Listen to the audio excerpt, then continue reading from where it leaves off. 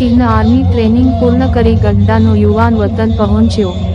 પરિવાર, મિત્રો અને શહેરીજનોએ ભવ્ય સ્વાગત કર્યું. રેલી યોજાઈ.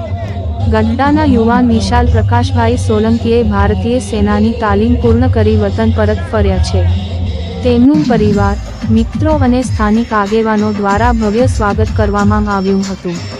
વિશાલ સોલંકીના વતન પરત ફરતા તેમના મિત્રવર્તુળ અને પરિવારે સ્વાગત રેલીનું આયોજન કર્યું હતું.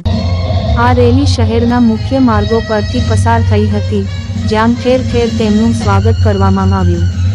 આ સ્વાગત સમારોહમાં શહેર કોંગ્રેસ પ્રમુખ કિશોરભાઈ વેલાણી, પૂર્વ પ્રમુખ ગઢડા નગરપાલિકા કનુભાઈ જેબલિયા તથા ગઢડા વિશ્વ હિન્દુ પરિષદના મંત્રી શ્રી ચંદ્રકાંતભાઈ સોલંકી અને વિશ્વ હિન્દુ પરિષદ કાયકતો અને કોળી સમાજના યુવા આગેવાન કિશનભાઈ ચૌહાણ, અજયભાઈ ઝાલા સહિતના અગ્રણીઓ અને શહેરીજનો ઉપસ્થિત રહ્યા હતા અને વિશાલ સોલંકીને અભિનંદન પાઠવ્યા હતા.